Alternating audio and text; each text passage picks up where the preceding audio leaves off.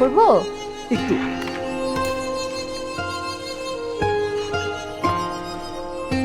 এবার চুপটা করো।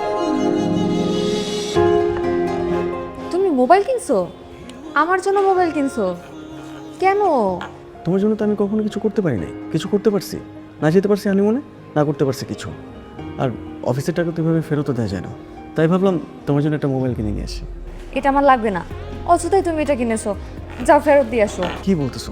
গিফটের জিনিস কি কেউ ফেরত নেয় নাকি? আমি এগুলো ফেরত দিতে পারবো না। আর তুমি একটু বেশি কথা বলো, বুঝছো? বিপদ যখন আসে তখন চারপাশ থেকে আসে, আর এই বিপদে আমাদের একসাথে যুদ্ধ করে বেঁচে থাকতে হয়। আর তুমি তো একটা বাটন ফোন চালাও, তাই না? তুমি ডেটাও ব্যবহার করতে পারো না।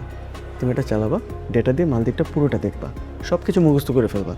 আর আমরা যখন ওদিকে যাব তখন তুমি হবো আমার ট্যুর গাইড, ঠিক আছে? আরে ধুর, এটা কোনো কথা? হ্যাঁ, এটাই কথা। আমি যা বলছি সেটা মানো। তুমি যদি ওদিকে যে আমাকে না ঘুরাইতে পারছো ঠিকঠাক মতো, তাহলে কিন্তু খবর আছে। দেখো এখন ঘুরে না বাসায় যে ঘুরে? বাসায় যাই।